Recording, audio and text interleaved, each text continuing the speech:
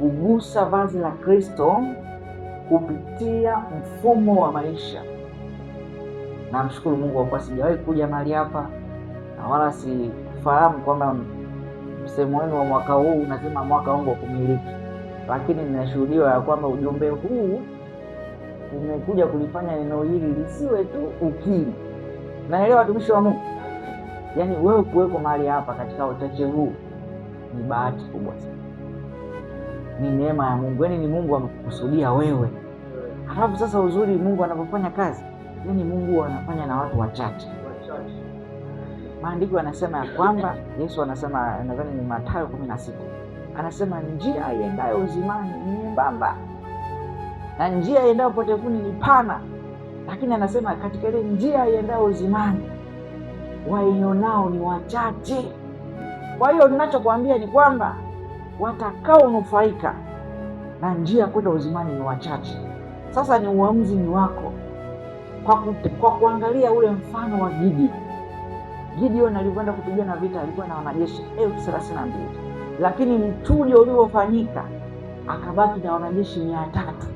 Kwa hiyo ikiwa kwenye kundi lenu mpo labda watu 31, watu 3 ndio ambao wataiona hiyo njia. Kwa hiyo sasa inakulazimu, yaani usichukulie ni kitu cha kawaida, wala usichukulie ni kitu ambacho ni dini, desturi, ni utamaduni, lakini ni kitu ambacho unatakiwa uwe serious, uwe makini. Ndio maana maandiko yanasema mjue sana. Haleluya, mjue sana. Ile sana haikuwekwa kawaida tu, yaani sio kwamba eti walikosa maneno ili Biblia na maandiko mengi wakabidi waweke ile kaneno sana, hapana. Ila alikuwa anamaanisha kwamba kuna jitihada inahitajika. Haleluya. Ndio maana Kristo akasema njia iendayo uzimani ni nyembamba, nao waionao ni wachache. Tena hiyo njia inasonga. Kusonga maana yake ni njia ambayo inahitaji utulivu wa kifikra, utulivu wa kiakili, inahitaji utulivu wa kimaono pia. Ukiyasoma ukayakariri yataishia hivyo. Ni kama mtoto mdogo tulivyoona hapa mbele walivyokuja, wanasema Bwana ndiye mchungaji wangu, sitapungukiwa na kitu. Wanakariri. Sasa ukiwa Mkristo ambaye unaishia kwenye kukariri, hautaweza kumtetea Mungu katika majira ambayo unatakiwa kumtetea Mungu. Hautaweza kuona uhalisia wa Mungu. Utapita katika mambo ambayo utaiona kwamba imani kuna namna haina uhalisia, dini kuna namna haina uhalisia, maandiko haya kuna namna yalikuwa yanazungumza kwa habari ya wana wa Israeli, sasa kuyaona kama historia. Kwa nini? Kwa sababu hayakuwa halisi kwako. Bwana asifiwe sana. Haleluya. Kwa hiyo mimi nimekuletea neno hili ambalo Mungu amelikusudia lije kuhubiriwa hapa na sio mahala pengine, kwa sababu kwanza Mungu alishazungumza na nyinyi akawaambia huu ni mwaka wenu wa kumiliki. Sasa unataka kujua tunamiliki kwa namna gani? Hatumiliki tu kwa kufanya kazi, hatumiliki tu kwa kuomba. Maandiko yanasema watu wangu wanaangamizwa kwa kukosa maarifa.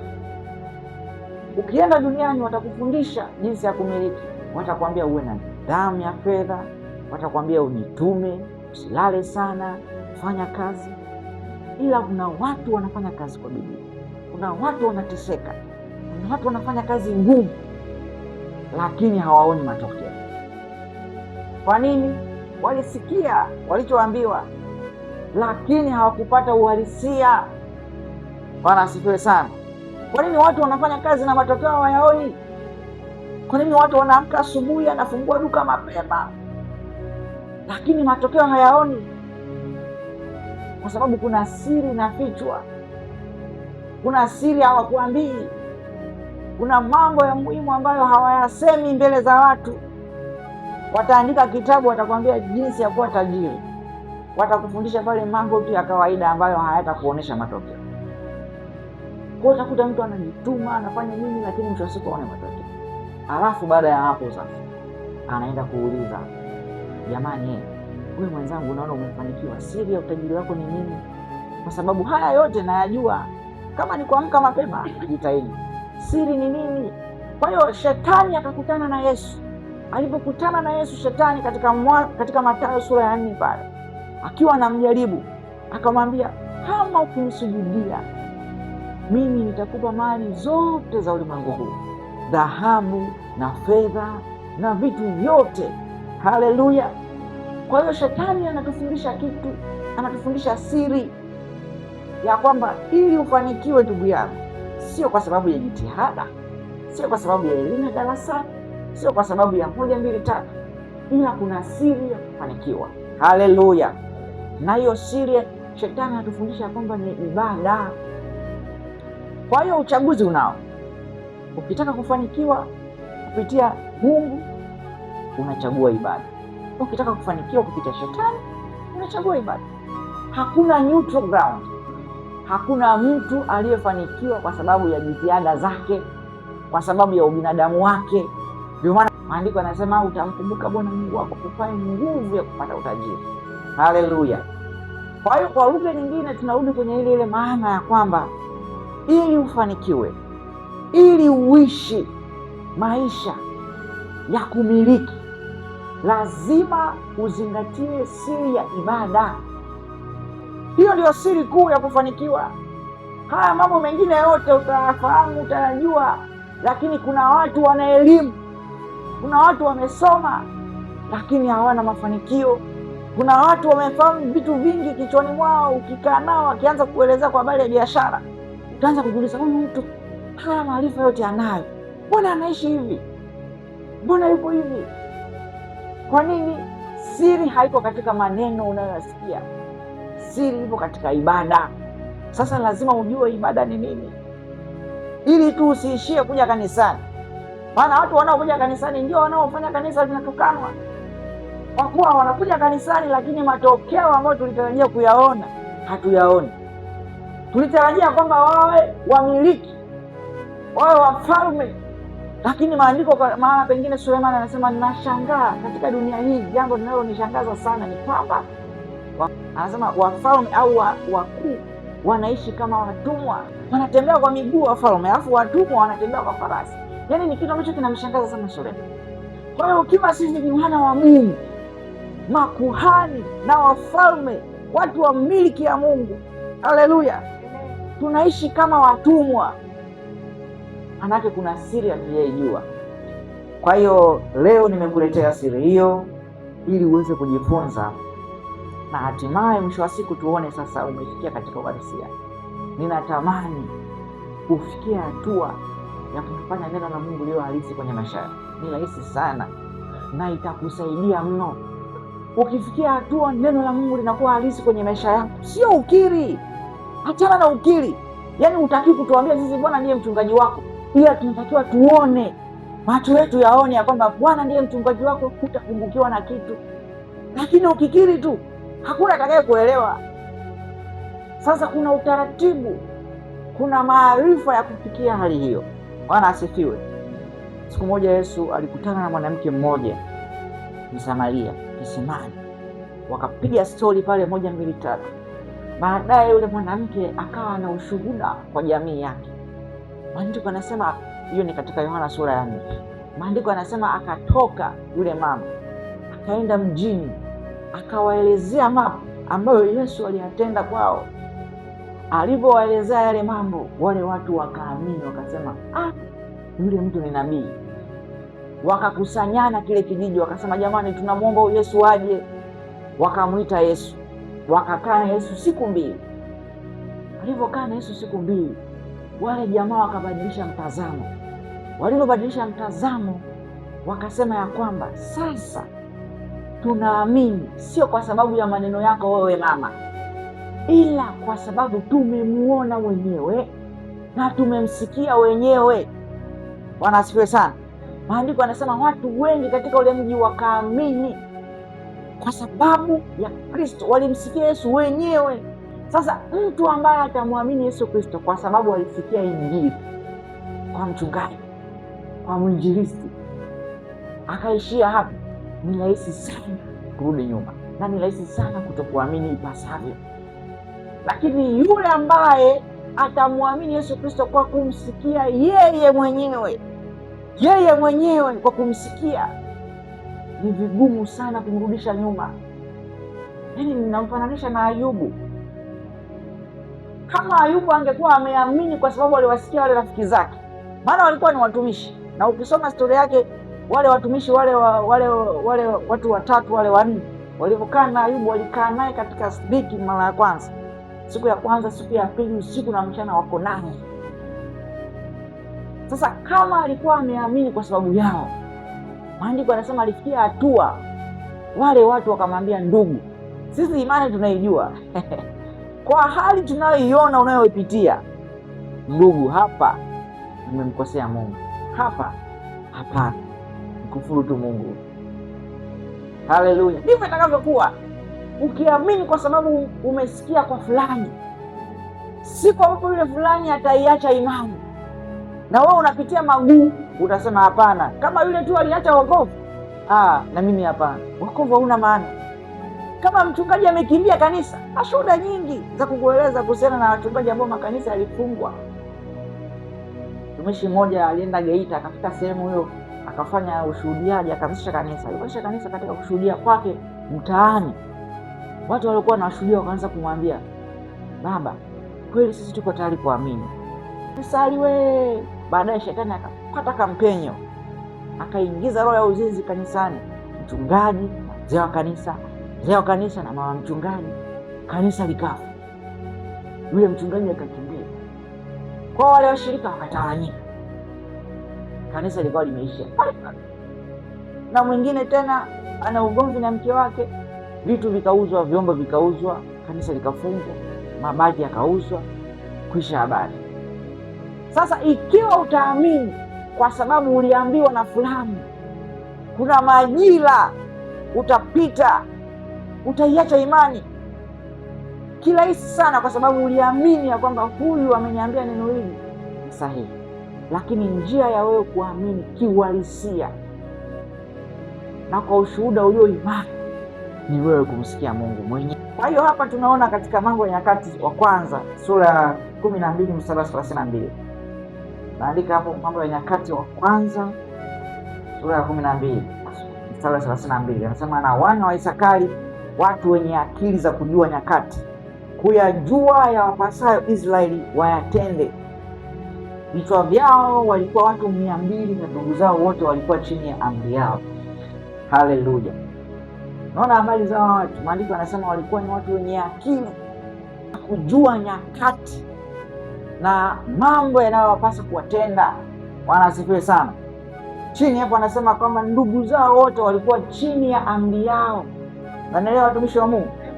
Kwa hiyo ikiwa unatamani kumiliki, ikiwa unatamani kuona neno la Mungu linakuwa halisia kwenye maisha yako, kutokupungukiwa na kitu, kuishi katika maisha ambayo maandiko yanasema, Petro alipomuuliza Yesu ya kwamba mimi nimeokoka, nitapata nini?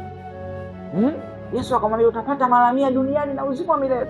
Ikiwa unatamani neno hilo liwe halisi kwenye maisha yako, litimie, ikiwa unatamani jambo hilo, basi inakulazimu kuwa mtu mwenye akili za kujua nyakati na mambo unayopaswa kuyatenda katika nyakati hizo. Na hii ndiyo sababu ya Petro kusema ya kwamba yatamanini maziwa ya akili yasiyogoshiwa. Haleluya!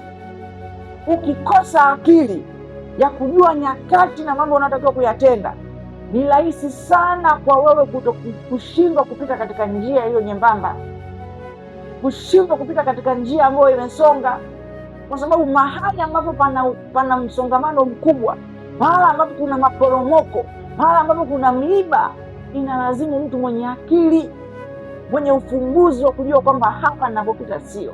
Na akili maana yake nini? Akili maana yake ni maarifa. Sasa shetani ana maarifa yake. Ukiyafuata maarifa ya shetani, ni sawa na kipofu anamuongoza kipofu mwenzake. Bwana asifiwe sana. Lakini sisi tumepewa neno la kujifunza kwa Kristo. Ndio maana Kristo anasema, enendeni ulimwenguni mote mkawafanye mataifa kuwa wanafunzi. Bwana asifiwe sana. Tunajifunza ili tupate akili ya kushinda, tupate akili ya kufanya neno la Mungu kuwa halisi kwenye maisha yetu. Haleluya! Hapa tunaona katika Luka sura ya 8 mstari wa 43 mpaka wa 48. Haleluya! Hapa tunakutana na mwanamke mmoja. Mwanamke huyu alikuwa anaishi katika hali ya taabu, katika hali ya shida, alikuwa mgonjwa. Maandiko yanasema miaka 12 anatokwa na damu, anaishi kwa aibu, anaishi katika hali isiyo nzuri katika kwake. Jamii huenda imempa jina, na hata katika maandiko jina lake halijatajwa kwa sababu jina lake linatokana na sifa yake. Anaitwa mwanamke aliyetokwa na damu miaka 12. Kwa hiyo hali aliyokuwa nayo ikampa jina. Kwa hiyo maandiko yanatuambia kwamba huyu mwanamke akatambua katika ufahamu wake ya kwamba huyu ninayemuona hapa anayepita mbele zangu kuna kitu anacho cha ziada, basi wacha niende nikaguse vazi lake ili maisha yangu yabadilike. Na mimi nimekuletea somo ambalo litakufanya uguse vazi la Kristo kupitia mfumo wa maisha. Ukigusa vazi la Kristo, nguvu zinamtoka Kristo, zinakuja kwako, zikija kwako zinaleta matokeo. Haleluya! Anasema mimi ndiye Mungu niwapaye nguvu ya kupata utajiri. Haleluya! Na anasema tunaweza mambo yote kwa kadri ya nguvu itendayo kazi ndani yetu, Waefeso 3:20. Kwa hiyo ili upate ile nguvu lazima uguse vazi la Kristo. Sasa vazi la Kristo unaligusaje? Hapo ndipo kulipo na changamoto. Hapo ndipo watu wengi wameifanya imani kutukanwa. Watu wengi wamefanya imani kuonekana haina maana. Ukristo umeonekana hauna maana yoyote, kwa sababu namna ya kugusa vazi la Kristo ni changamoto. Siku moja nimeangalia kwenye taarifa za habari, nikaona watu ambao wamekufa wengi, mamia ya watu wamekufa Kenya kule. Kwa nini? Walikuwa wamefunga. Kwa nini wamefunga? Wanafunga, wanamtafuta Mungu. Yule bwana anajiita nabii kawakusanya makundi ya watu, kawaambia jamani, fungeni hapa tumtafute Mungu. Wamefunga, wamekaa kule, anawaambia watu wanavyokufa ndivyo wanavyoonana na Mungu. Watu wanafunga, unaona mwenzako amekufa, unasema wa mwenzangu amekufa kwa sababu amekufa katika kumtafuta Mungu, kwa hiyo wamekutana na Mungu. Sasa usishangae hicho kitu, ndio jamii kubwa ilivyo. Kwa hiyo kiasi hicho imefikia hatua hata wewe unakwenda kuhubiri injili mtaani, jamii tayari ina tafsiri juu yako kwamba walokole ni waombaji sana, lakini ni maskini. Hao walokole wakaacha kuomba, wakasema sasa hatuombi, tunaenda kufanya kazi. Kwa sababu nini? Wanadhani kule kuomba ndio kulisababisha wawe maskini. Wanadhani kule kufunga ndio kulisababisha maisha yawe magumu. Kwa hiyo sasa hawataki ibada tena, wako bize na kazi. Na wachungaji nao wakainuka wakawambia, jamani, hamfanyi kazi, ni wavivu, nafanyeni kazi. Watu wakahamia kwenye kazi. Kwa hiyo mtu yuko tayari kuipata kazi hata kwa kutenda dhambi, ili mradi tu awe na kazi, ili akija kanisani mchungaji asemawe, mbona una kazi?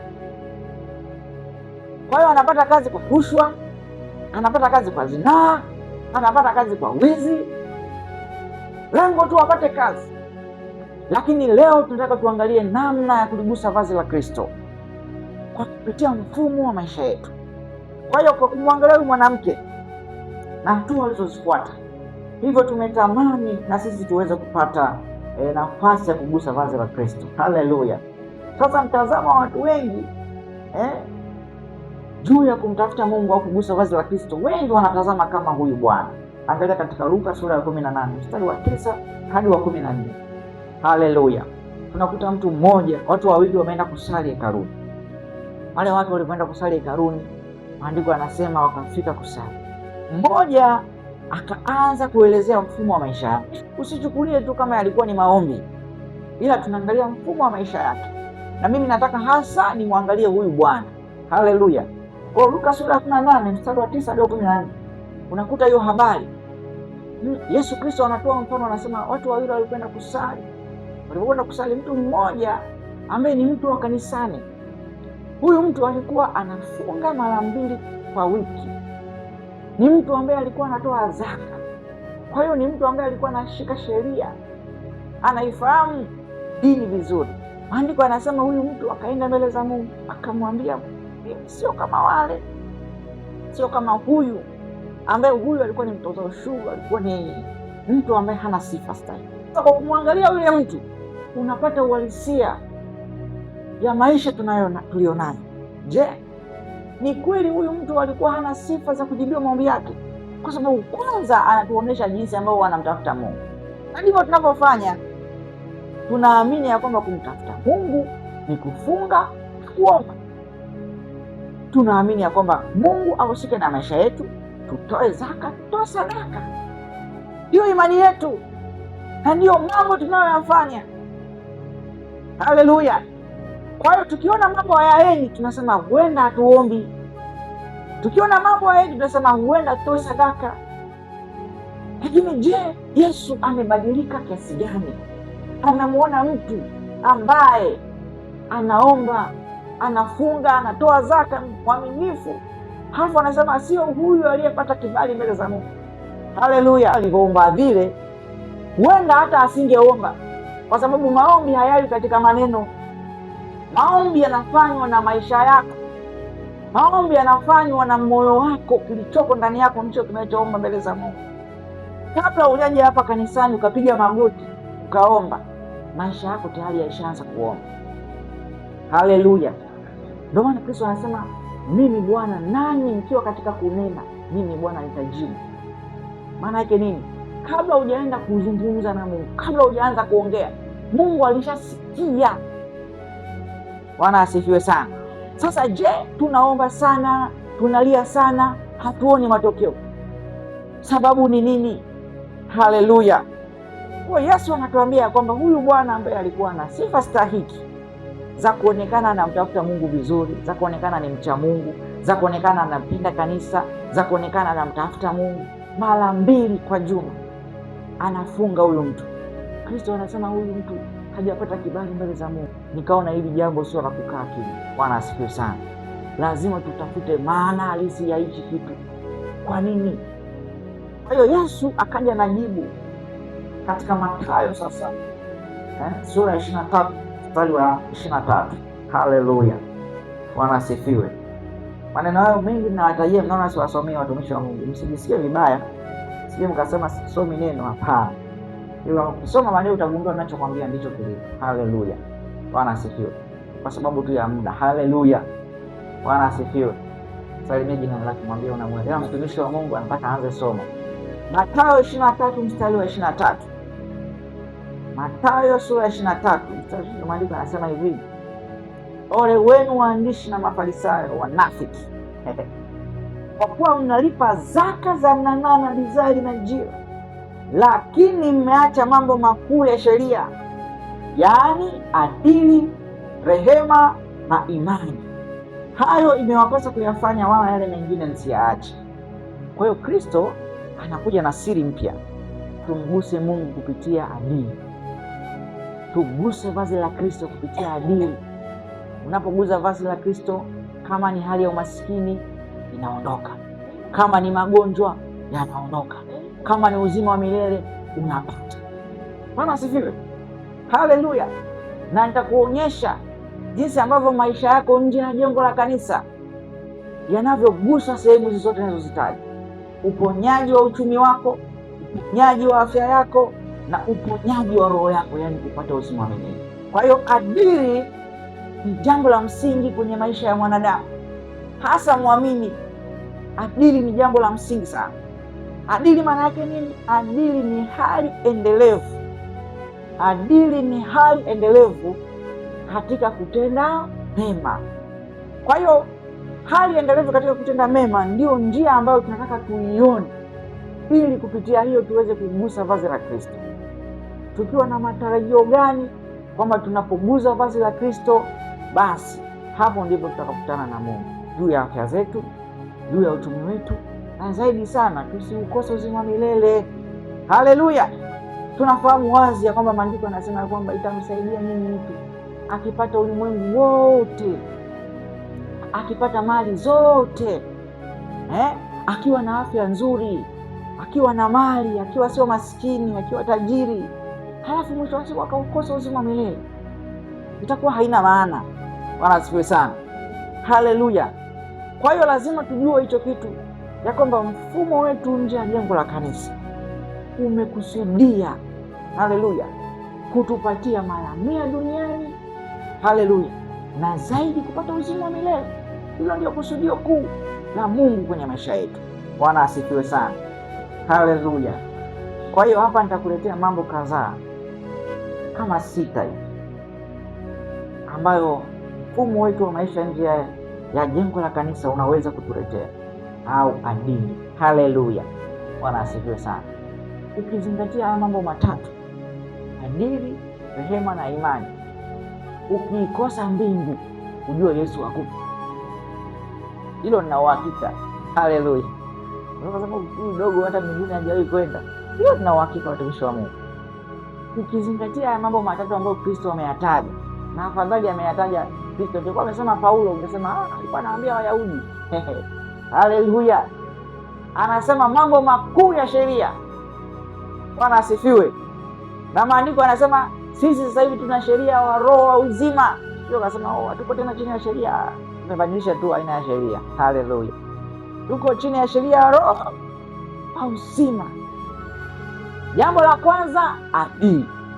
Jambo la pili, rehema. Jambo la tatu, imani. Bwana asifiwe sana. Hali endelevu ya kutenda mema ni uthibitisho ya kwamba unampenda Mungu. Haleluya. Yaani usije ukatuambia unampenda Mungu kwa sababu unatoa zaka, wala usije ukatuambia unampenda Mungu kwa sababu unaomba sana. Mimi namkaga usiku wa manane, naomba sana kila siku. Usiku wa manane nina ratiba ya kuomba. Mimi ninafunga siku 3 kavu. Mimi ninafunga mwezi mzima.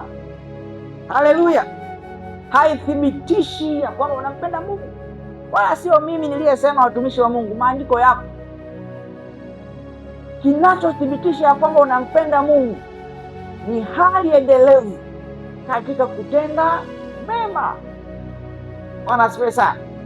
Kwa hiyo jambo la kwanza, adili ni thibitisho ya kwamba unampenda Mungu. Luka sura ya 10 mstari wa 25 mpaka 37. Tazama, mwanasheria mmoja alisimama amjaribu, akisema, Mwalimu, nifanye nini ili niweze kurithi uzima wa milele? Kwa hiyo huyu mtu ambaye alikuwa ni mwanasheria alikuwa anajua sheria vizuri sana, kwa habari ya sheria za haya masheria ya fungu la 10, sijui zaka, usiibe, usizini, usiue.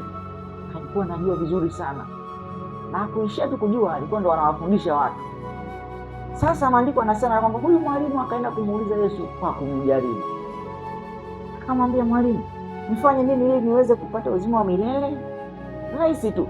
Mwalimu, nifanye nini ili niweze kumiliki? Mwalimu, nifanye nini maandiko haya yawe timilifu kwangu? Kwamba Mungu asema malango yangu yawe wazi daima. Tutapita katika vizuizi vyote ulivyotupekea. Ili yawe halisi, nifanye nini? Bwana atatuinulia watu wema, hata wale wasiotujua. Ili watu Mungu akuinulia watu, ufanye nini? Hivyo alivyofanya ile swali. Kwa Yesu akamjibu yule mtu, akamwambia, imeandikwa nini katika Torati, wasomaje? Yule bwana sheria akatafsiri, yaani akachukua Torati yote akampa Yesu samani. Yaani Yesu hakutaka kujionyesha anajua. Alimwambia, hebu nielezee wewe, unatafsirije ile neno wasomaje? Maana yake unatafsiri vipi kuhusiana na Torati? Yule bwana akasema ya kwamba pende Bwana Mungu wako kwa moyo wako wote, kwa roho yako yote, na kwa nguvu zako zote, na kwa akili zako zote, na jirani yako kama nafsi yako. Yesu akasema, umejibu vyema, fanya hiyo nawe utaishi. Kwa hiyo yule jamaa akajifanya sasa anajua haki. Mstari wa 29 anasema, naye akataka kujidai haki, alimuuliza Yesu, na jirani yangu ni nani? Hapo ndipo vinapokuja uthibitisho wa kwamba unampenda Mungu. Yaani kutuambia tu kwamba mpende Mungu kwa nguvu zako zote, kwa akili zako zote, umekariri, haisumbui katika ulimwengu wa roho, wala haithibitisha kwamba unampenda Mungu. Lakini anasema jirani yako ni nani? Bwana asifiwe sana. Kwa hiyo Yesu akamweleza yule mwalimu wa sheria, akamwambia kulikuwa kuna mtu mmoja Msamaria. Msamaria alikuwa sio Myahudi. Kwa hiyo kwa lugha nyingine alikuwa sio mtu ambaye alikuwa anajua sheria kama hii ambayo mfalme ameitoa. Alikuwa sio mtu wa dini, au kwa lugha nyingine alikuwa sio Kristo. Kwa lugha nyingine alikuwa ni mtu wa mataifa, ambao nyinyi mnaona kama hawa watu hawajaokoka hawa, sisi dini yetu ndio dini ya kweli. Kwa hiyo Yesu akatoa mfano akasema, mtu mmoja alikuwa na mali zake, amefanikiwa, amefanya kizazi chake, amepata hela. Aliposhuka katika njia akakutana na wanyang'anyi, akakutana na vibaka. Wale vibaka wakamtendea neno baya, wakamjeruhi, wakampiga, wakamuumiza, kisha wakaondoka na vitu vyake, wakamwacha hana nguo. Bwana asifiwe sana. Kwa hiyo wakamwacha pembezoni mwa barabara. Baadaye akapita kuhani, mtumishi wa Mungu, mpaka wa mafuta wa Bwana, mlokole mwenda mbinguni. Kwanza havai nguo fupi, pili hata mawigi anaona ni dhambi, ni muombaji sana, ni mtu prayer warrior. Haleluya. Mbingu, yani mbingu na yeye ni vitu ambavyo viko close, muda wote namsikia Bwana, namsikia Bwana. Haleluya. Akapita yule bwana, alipofika akamuona, akasema huyu ni nani? Kanisani hatuna mtu anayefanana na huyu, hatuna mtu anayefanana na huyu. Ni nani? Kwanza wamemjeruhi huyu, atakuwa ni mkorofi huyu. Haleluya. Akaondoka akasema, acheni wafu wazike wafu wao. Akaondoka zake. Haleluya. Baadaye akapita mshirika mwingine wa kanisani, mtumishi wa kanisani, na alipopita akamwangalia yule mtu, akamwangalia akasema, huyu hapana, sio mtu wa kanisani kwetu. Nikimwangalia sioni kama ni mshirika wetu. Hawa ni wanadamu, ni wakorofi sana hao vijana. Wauni, afadhali wakome. Akapita huyo, akatoka. Baadaye Yesu anasema akapita mtu asiyeamini, Samaria. Huyo Samaria sio kama eti mtu mwema, Samaria ni kabila, yani ni jamii. Haleluya. Kwa akapita mtu ambaye sio wa kanisani.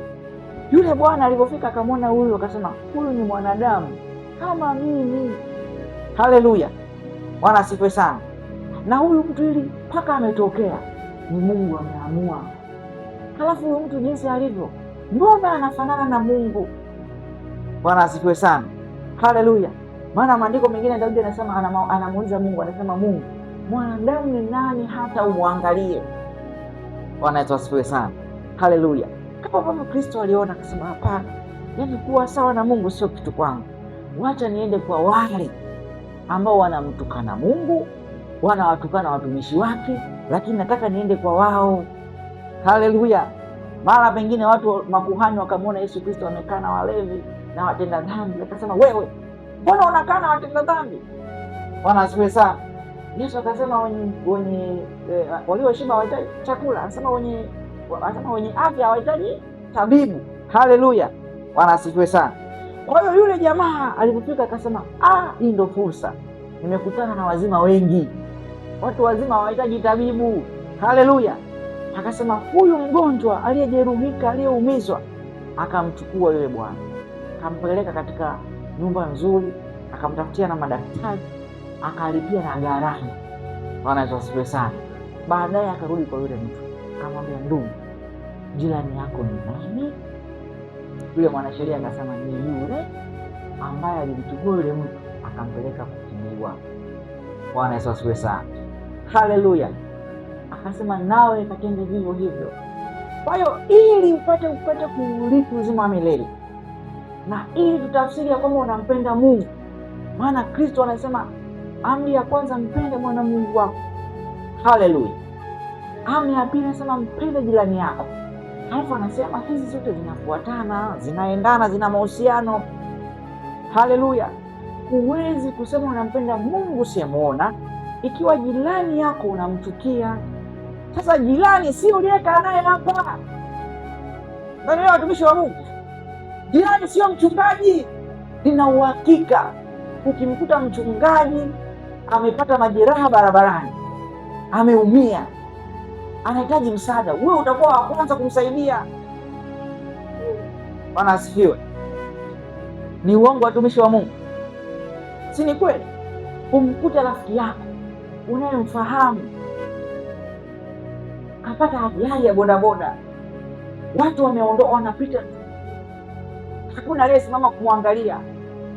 Wewe utakuwa wa kwanza kusimama kumwangalia. Kristo anasema yule sio jirani yako. Naelewa watumishi wa Mungu? Haleluya! Ili umthibitishie Kristo ya kwamba ninakupenda Bwana Yesu, lazima utafute mtu ambaye ni jirani yako. Jirani yako ni mtu wa aina gani? Ni mtu ambaye hawezi kukurejeshea wewe wema utakaotenda. Ni mtu ambaye ukiweza kukulipa. Naelewa watumishi wa Mungu? Ni mtu ambaye una stahiki zote za kutokumpenda kwa sababu kwanza yuko nje ya imani yako. Haleluya! Kwa hiyo jirani yako ni yule ambaye kwanza huenda anakuchukia, huenda anaichukia imani yako, huenda hakupendi, huenda anakuwazia mabaya. Haleluya! Lakini ili mbingu itambue ya kwamba unampenda Mungu, kigezo cha kwanza ni ataangalia, je, unampenda jirani yako? Bwana Yesu asifiwe sana. Haleluya, haleluya watumishi wa Mungu. Kwa hiyo adili inakuthibitishia kwamba unampenda Mungu. Sasa adili nasema, adili nasema ya kwamba wapendeni adui zenu. Haleluya! Wapendeni wanaowaudhi, wapendeni wanaowachukia. Sasa umpendi adui yako tu kwa kunena unampenda adui yako kwa maisha. Na unaona mfano mzuri wa Yesu Kristo. Kuthibitisha ya kwamba unampenda Mungu hauthibitishwi kanisani. Kristo anatutoa nje kwenye maisha, kwenye mfumo wa maisha.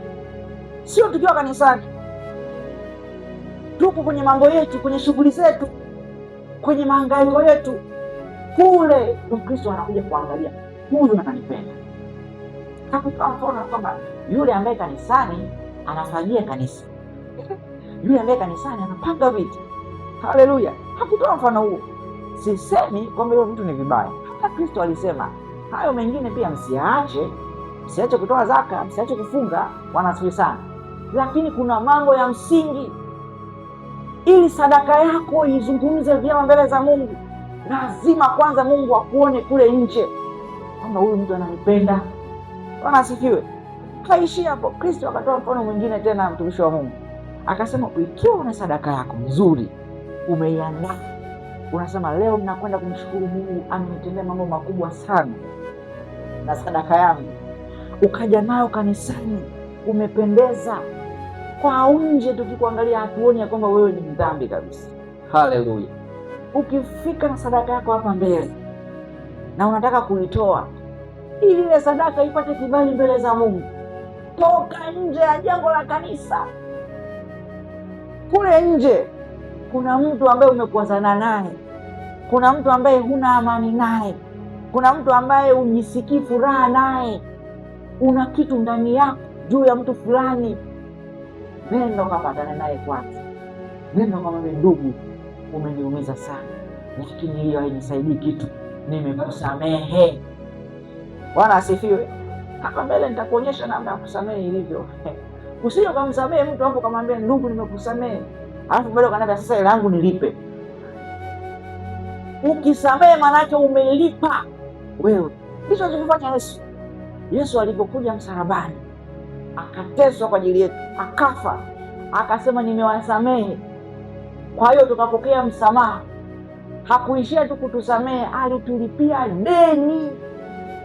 Kwa hiyo na wewe unapomsamehe mtu usitarajie kulipwa, maana yake tayari umelipa. Kwa hiyo kuthibitisha kama unampenda Mungu, Mungu anaupima ukitoka nje ya jengo la kanisa. Kwa hiyo ninakwambia kitu cha kwanza kwamba wapenda adui zako. Usilipe baya kwa baya, bali ulipe uovu kwa wema. Na akasema pia kwamba ikiwa nyinyi mnawapenda wale wanaowapenda tu, mnafanya ziada gani? Hata wenye dhambi hufanya hivyo. Mlevi akimkuta mlevi mwenzake ameanguka kwenye mtaro na anamjua wanalewa pamoja, atakuinua. Wewe watumishi wa Mungu, haleluya, ndivyo ilivyo. Ukimkuta mwenzako ambaye unajua huyu ana harusi, inabidi utoe michango ili na wewe siku nyingine atoe kwako. Haleluya! Hakuna ziada. Yaani usitarajia matokeo kwenye hicho kitu. Yaani unajua hicho kitu ni cha kawaida. Yaani kama ulisema Mungu, nilimtolea fulani, Bwana unikumbuke na mimi, hicho kitu hakipo. Haleluya! Ila Mungu anakutaka uende kwa mtu ambaye kwanza ukimwangalia huyo mtu nikimkopesha 10,000 hawezi kunilipa. Wewe unagombana na watu hawakulipi. Watumishi ukiwakopesha hawalipi. Kwa nini unagombana nao? Kwa sababu umewatafuta watu ambao ulitarajia wakulipe. Hakuna ziada. Mungu anataka uende kwa mtu ambaye wanasiwe sana. Anasema nanyi mtakopesha wala hamtakopa. Sio watumishi wa Mungu. Uende kwa mtu ambaye ukimpa hela una uhakika huyu mtu hawezi kunilipa. Ndipo sababu ilipo. Ile ukisema mimi siwezi kukopesha bwana, utanilipaje? Tayari kuna X.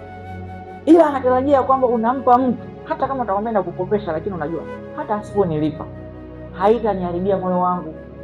Sitasimama nianze kumtangaza mbele za watu, jamani fulani kumkopesha hadithi. Kwa anasema lazima ufanye ziada katika maisha haya. Lazima uwe na ziada ili kuonyesha unampenda Mungu. Kwa hiyo hakikisha unafahamu jirani yako ni nani. Na hakikisha unathibitisha kutenda mema kwa jirani yako. Yule usiyemjua, kigezo cha kwanza. Samaria alikuwa amjui yule mtu.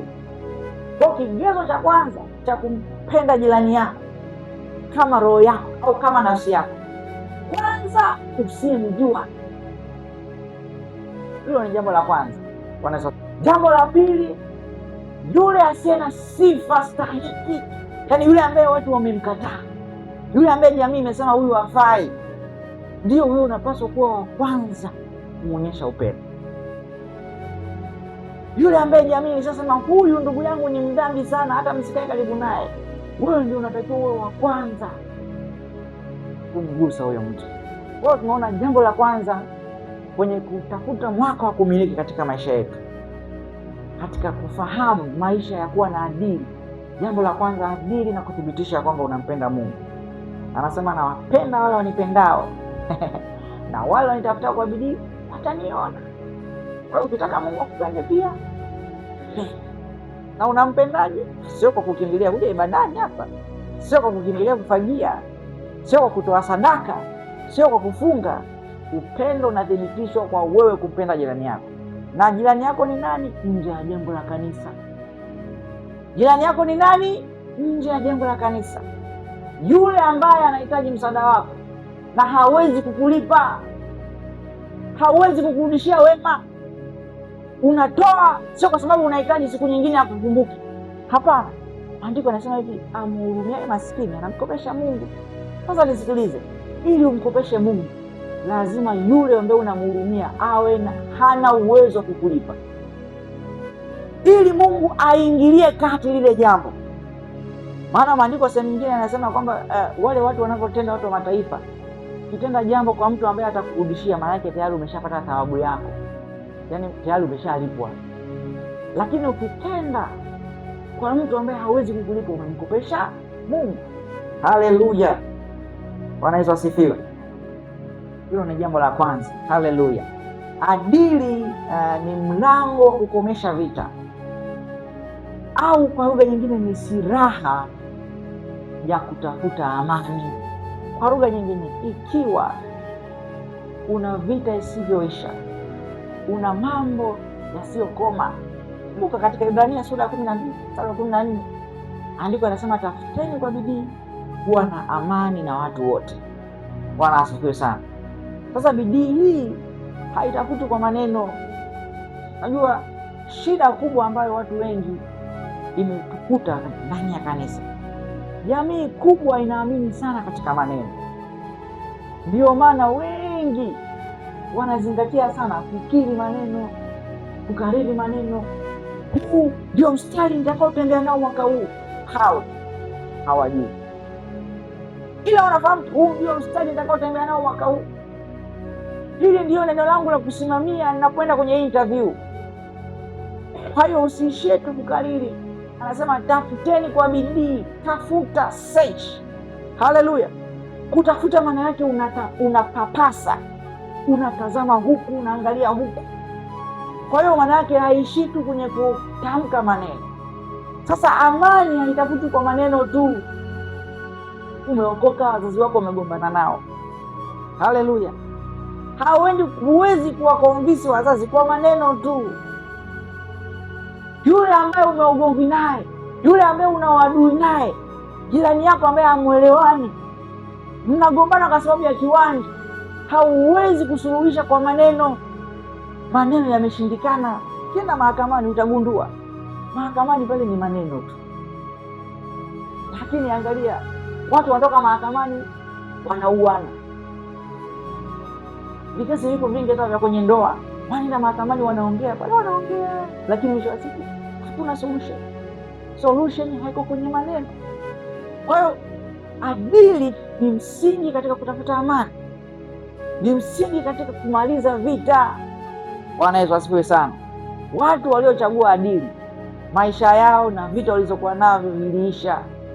Wafalme wa Pili sura ya 6 mstari wa 8 mpaka wa 23. Hapa tunafahamu historia hii, ingawa wengi wanafahamu historia ya mwanzo ya Gehazi na Elisha. Maandiko yanasema kulikuwa kuna mfalme wa Washami. Mfalme wa Washami alikuwa na ugomvi, alikuwa na vita na mfalme wa Israeli. Kwa hiyo maandiko yanasema huyu mfalme wa Washami akawa anaweka njama za kwenda kushambulia Israeli. Akawa anapanga mipango kwamba nitaenda kupigana na mfalme wa Israeli. Sura ya 6 mstari wa 8 mpaka 23, Wafalme wa Pili. Haleluya. Kwa hiyo huyu mfalme baadaye akagundua kwamba kila nikipanga njama anayeniharibia mipango ni Elisha. Akatuma watu, nendeni kwa Elisha pale mkamkamate huyu bwana. Sasa wakafika kwa Elisha. Kastori yako tunakajua, kastori ambako wengi wanakafahamu ya kwamba walipofika kwa Elisha, Gehazi akawa kwanza kuamka. Alipotoka nje akakuta majeshi ya Washami yamezunguka nyumba yao. Akarudi kwa Elisha akamwambia, mfalme, ole wetu, maana tunakwenda kuangamia. Baadaye Elisha akamwambia Gehazi, akamwambia, Mungu fungulie macho huyu aone. Gehazi akaona majeshi ya moto ya malaika na farasi wa moto. Haleluya. Baadaye Elisha akaomba wale watu wakapigwa upofu. Walipopigwa upofu, Elisha akamwambia, mnamtafuta nani? Mtu mnayemtafuta, twendeni niwaelekeze alipo. Akawachukua akawapeleka katika akawashusha mpaka kwa mfalme.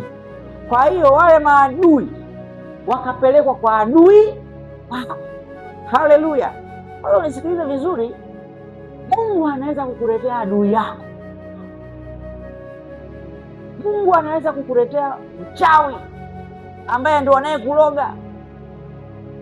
Yule ambaye ni mtesi wako, Mungu anaweza akamfanya akaletwa mbele zako. Sasa una mambo mawili ya kuchagua.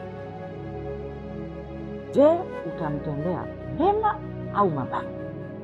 Yule ambaye uliambiwa huyu ndiye aliyemuua baba yako, kwa hiyo unapoteseka na uyatima ulionao ni kwa sababu fulani alimuua baba yako, kwa hiyo ameletwa kwenye mikono yako. Una nafasi ya kumtendea chochote unachokitaka. Utaamua kipi? Ni mgonjwa, hajiwezi, wewe ndio daktari, unatakiwa ujue hii sindano ukimchoma atapona, hii ukimchoma atakufa. Na umeshaambiwa, umethibitisha huyu ndiye aliyemuua baba yako. Tena hakumuua kawaida, alimkata kichwa na panga. Leo hii ameletwa kwenye mikono yako. Mpo wawili tu, hana uwezo wa kusimama, hana uwezo wa kukimbia, ni mdhaifu. Utafanya maamuzi gani? Ngoja sasa nikwambie, ikiwa utasema namuua kwa alimuua baba yangu, ile vita haitaishi.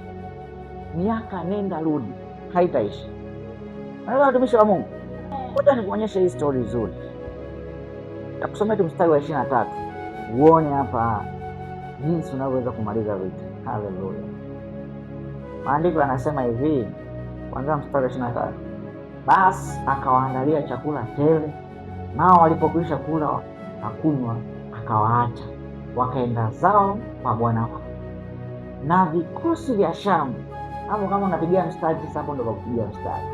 Na vikosi vya Shamu havikuja tena katika nchi ya Israeli. Bwana Yesu asifiwe sana. Kwa hiyo hawa watu walipofikishwa kwa mfalme wa Israeli, mfalme wa Israeli akasema, wow, maadui zangu wamekuja, tena ni vipofu, hawaoni. Elisha, niwatendee nini hawa watu? Elisha akamwambia, yule jamaa alitoa option kwanza, akasema niwapige. Two times alizungumza kama sio mara tatu. Niwapige. Elisha akamwambia, hapana, hawa watu walivyokuja hapa sio kwa uwezo wako, ni Mungu ndio amewaleta. Sasa sikiliza Mungu anapofanya vitu. Wewe uliwaza kwamba adui amekuja, sasa unapanga la kufanya. Aliyekudhulumu kiwanja sasa amekuja, amekukuta wewe ndio una cheo sasa na ana changamoto. Wewe ndio unatakiwa utatue changamoto yake. Umepata shoka, wanasema. Bwana asifiwe sana. Haleluya. Kwa hiyo Elisha akamwambia, ndugu, sikiliza, waandalie chakula, waandalie vinywaji, wape wale wanywe, kisha waruhusu waende kwa bwana wao. Bwana Yesu asifiwe sana. Mnisikilize vizuri, hawa ni adui, wamekuja na silaha, wamekuja na majeshi kuangamiza. Hawajaja kukusalimia, wanakuja kukuua. Sasa ngoja nikusomee vizuri hapo uone. Sina haraka kwa sababu kwanza siku moja kwa Yesu ni sawasawa na miaka 1000. Haleluya. Kwa hiyo unaweza ukasema kwamba tumekaa sana, kumbe Mungu anasema wale watu hawakupata hata muda wa kukaa na mimi hata sekunde. Haleluya.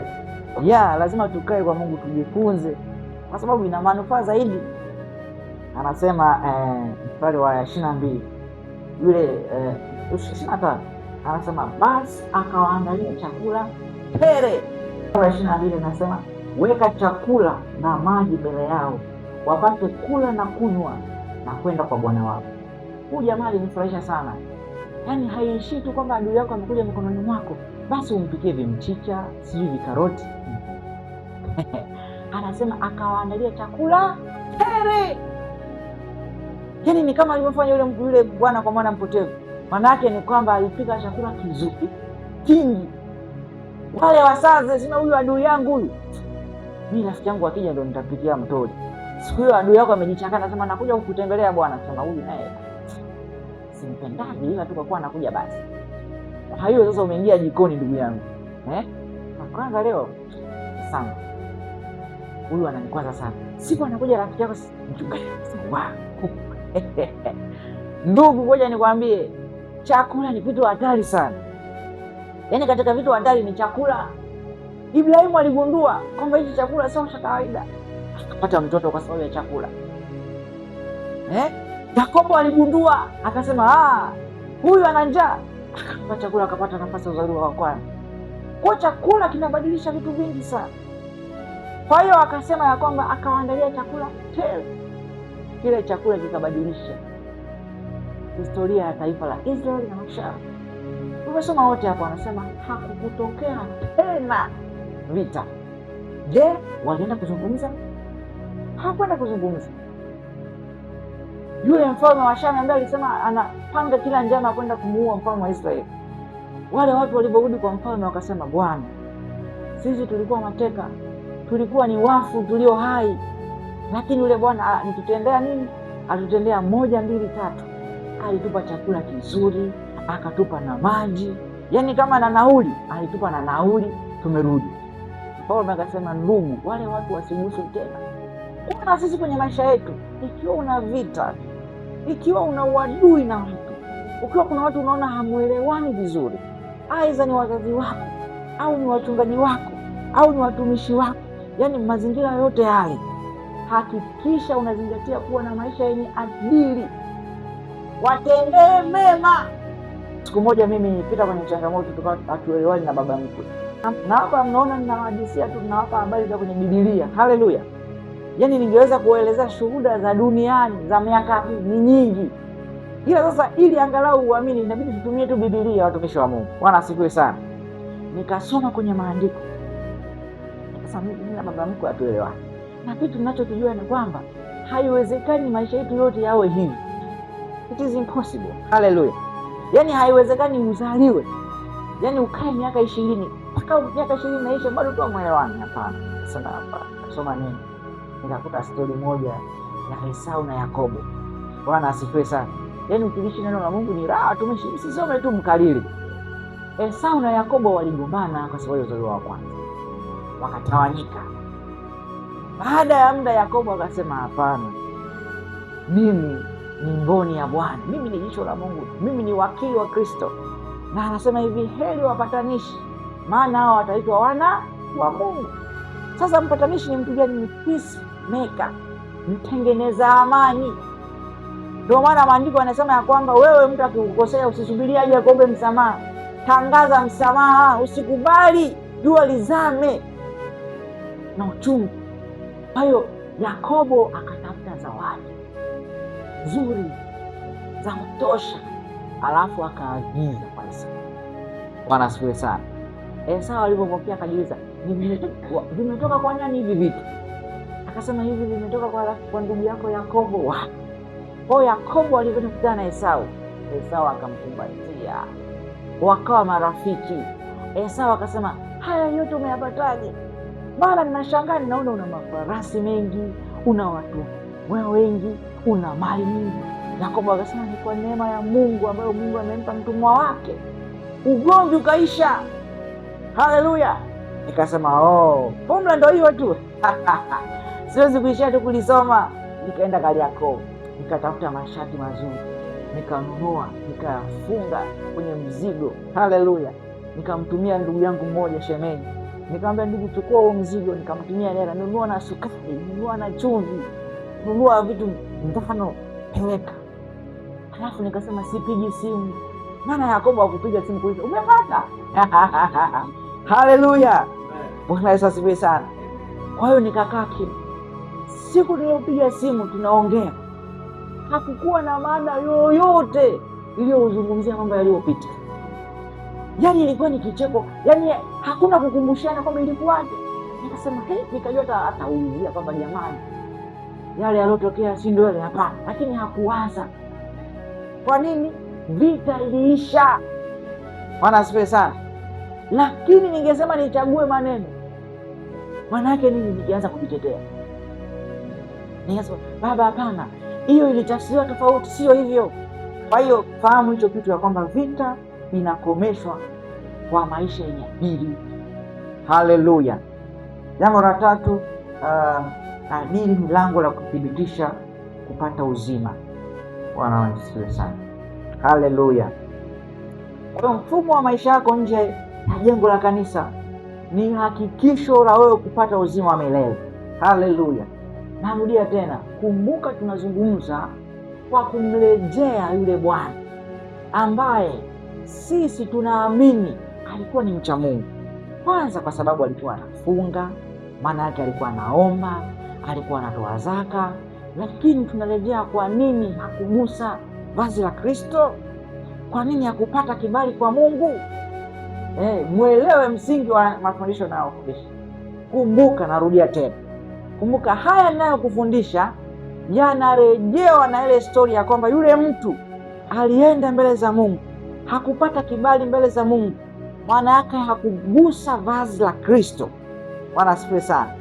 Lakini tukimwangalia tunaona ya kwamba alikuwa na maisha ambayo tunaweza tukaita alikuwa ni mchaji wa Mungu. Kwanza alikuwa ni mtu wa maombi, alifunga mara 2 kwa juma, alitoa zaka. Maana yake alikuwa na stahiki fulani hivi za kikanisa kuonyesha kwamba anastahili. Sasa kwa nini haikutokea? Ndio tunaangalia. Haleluya.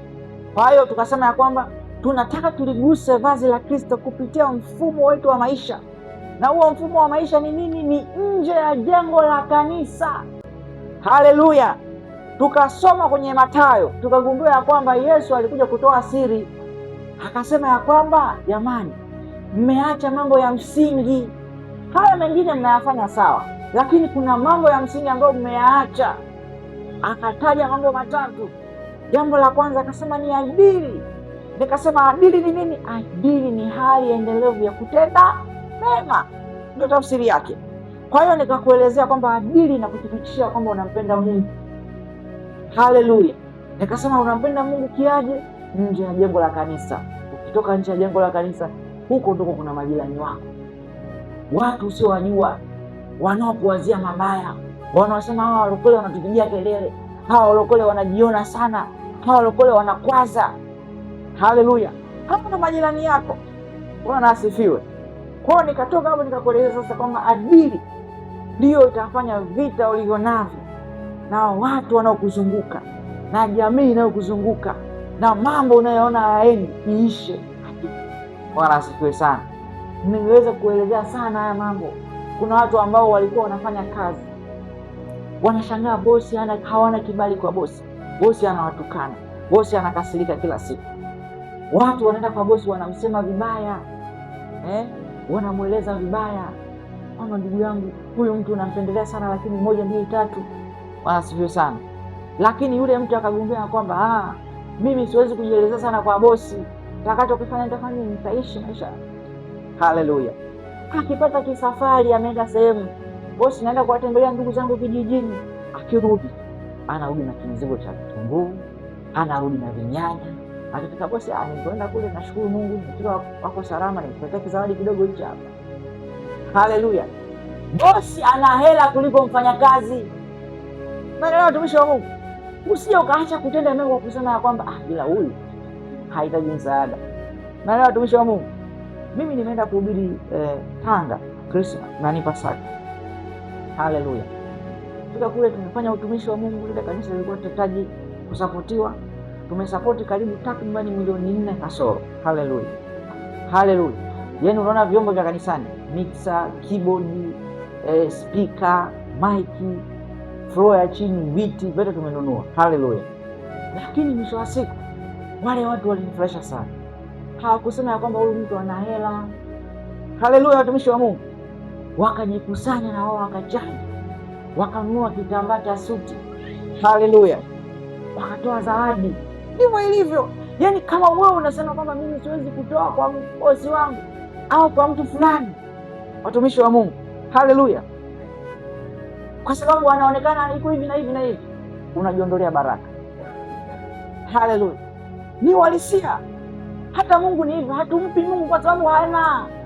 Na watumishi wa Mungu, yaani unaweza ukaenda kwa Mungu ukasema Mungu amesema vitu vyote ni mali ya Bwana. Wewe unampa Mungu kwa nini? Haleluya.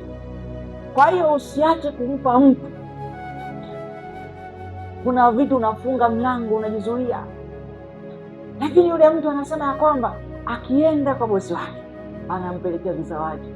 Bosi, nilipoenda nyumbani uliponipa ruhusa, nilipoenda kule nyumbani kwetu kijijini kwetu, nilikuta kule bwana kuna viazi Ulaya au kuna viazi vitamu. Haleluya. Sio kwamba bosi hawezi kununua. Naelewa tumishi wa Mungu. Umesafiri umekutana na mchungaji wako, na mchungaji mchungaji nikimwangalia bwana, mchungaji hawezi kukosa 5,000. Si ndio watumishi wa Mungu? Ukimwangalia unasema hapana, mchungaji nilipoenda kule namshukuru Mungu, nilifanya kibiashara 1 2 3 kimeenda vizuri. Hii 5,000 itakusaidia nini? Kununua chumvi. Sio kwamba hana chumvi. Naelewa watumishi wa Mungu. Sasa watu wengi wanakosa baraka kwa sababu hiyo. Bwana asifiwe. Kwa hiyo jifunze kutenda mema, umalize vita. Kuna watu wanakuchongea vibaya kwa wakubwa wako, wanakunenea mabaya ili yule mkubwa wako upate kibali kwake. Ndugu yangu, tenda mema kwa yule mtu. Kutenda mema ni nini? Pamoja na kutoa. Ukifuatilia kutenda mema, tafsiri yake ni kutoa. Sasa kutoa sio kwenye fedha tu, kutoa hata muda wako, kutoa hata nafasi yako ya kumpigia simu kumwambia bosi, namshukuru Mungu likizo inaendelea vizuri. Bosi anajisikia nina rafiki yangu. Haleluya. Hapo kaneno bosi kasikuchanganya sana. Pale kaneno bosi unaweza wakatoa tu ukaweka neno kiongozi. Haleluya. Kiongozi wako wa vijana. Haleluya. Kiongozi wako wa mama, mzee wako wa kanisa, shemasi wako, mchungaji wako, rafiki yako. Haleluya. Bwana asifiwe. Kwa hiyo jambo la 3 nimesema adili ni lango la kufikisha kupata uzima milele. Mathayo 25:35-46. Haleluya. Hapa tunakutana na Yesu Kristo anatuelezea picha juu ya siku ya hukumu. Bwana asifiwe sana. Hapa tunakutana na makundi mawili. Kundi hili linaenda mbele za Yesu Kristo Yesu anasema ya kwamba watu hawa akawaambia, tokeni kwangu kwa kuwa siwajui ninyi. Naelewa watumishi wa Mungu. Hawa watu wakaanza kumwelezea jinsi ambavyo walikuwa ni wacha Mungu. Haleluya. Mathayo 25 nimewaambia, si ndio watumishi wa Mungu? Nimeandika. Sasa hawa watu wakaanza kujielezea kwa Kristo. Akamwambia, Bwana, mimi nilichangia kanisa Bwana. Nilijenga makanisa Mungu, nimekujengea makanisa mengi Bwana. Unasema unijui kweli? Okay, akuishi hapo. Akasema, Bwana, nimetoa mapepo mengi sana, watu wamefunguliwa Mungu. Mimi nimekuhubiria sana, mimi nimehubiri sana mikutano ya Injili Bwana, tena kwa jina lako. Tena Mungu, kama unajua sikuwahi kutumia chumvi, sikuwahi kutumia mafuta. Leo unasema unijui? Haleluya. Bwana asifiwe watumishi wa Mungu. Kristo akasema, tokeni kwangu kwa kuwa sikuwajua ninyi. Haleluya. Naelewa watumishi wa Mungu. Yesu akasema ya kwamba na alikuwa na njaa, hamkunipa chakula, na alikuwa na dhiki, hamkuja kuniona, na alikuwa mgonjwa, alikuwa mdhaifu, hamkunifariji. Bwana asifiwe sana. Na alikuwa uchi, hamkunivisha. Haleluya. Kwa hiyo Yesu akatuletea tafsiri ya kwamba katika siku ya hukumu, kumbe kigezo hakipo katika kufanya kazi yake tu, kigezo haipo katika kufunga na kuomba tu, ila kigezo kipo katika kuishi nje ya jengo la kanisa. Haleluya. Watu ambao wanasema ya kwamba nalikuwa na njaa hamkunipa chakula ni nje ya jengo la kanisa. Ndio watumishi wa Mungu. Watu ambao wanasema nalikuwa na njaa ni nje ya jengo la kanisa. Kwa hiyo lazima uzingatie kipengele hicho. Lazima uhakikishe unafahamu ya kwamba ili upate nafasi katika uzima wa milele, ili upate nafasi ya kupata uzima wa milele, jambo la kuzingatia ni maisha ya adili. Mwenye njaa mpe chakula, mwenye kiu mpe maji, anahitaji nguo mpe nguo. Hivyo vitu vinazungumza mbele za Mungu. Kwa hiyo hilo ni jambo la tatu, kwamba kupitia adili tunapata kuthibitishwa kupata uzima wa milele. Bwana asifiwe. Jambo la 4 anasema adili ni lango la kuinuka kiuchumi. Haleluya. Bwana Yesu asifiwe sana. Adili ni lango la kuinuka kiuchumi. Haleluya watumishi wa Mungu. Bwana Yesu asifiwe sana. Nipungie mkono nione mikono yenu. Haleluya. Bwana asifiwe. Mambo ni mengi, lakini lazima tuyajue. Haleluya. Yaani katika vitu ambavyo unapaswa kuwa na jitihada katika kuvifanya ni kuhakikisha una jitihada katika kujifunza. Haleluya. Sasa nimekwambia adili ni lango la kuinuka kwako kiuchumi. Huenda unaomba sana Mungu akusaidie uchumi wako uinuke. Huenda unaomba sana Mungu nisaidie nifanikiwe. Unatoa na sadaka. Mungu ninatoa sadaka ili nifanikiwe, mbona sioni matokeo? Haleluya. Sasa hapa maandiko yanatuambia kwamba adili ni lango la kuinuka kiuchumi. Isaya sura ya 58 mstari wa 10. Nimechoka sana watumishi wa Mungu. Haleluya. Semeni mimi naweza nikawapa break. Yaani hatupo vitani. Naelewa watumishi wa Mungu. Na nimeamua kuwapa break. Hii kipengele kwanza tunakisimamisha ili watu wajinyooshe. Kama unataka kuchimba dawa kachimbe dawa. Haleluya. Sina haraka. Bwana asifiwe sana.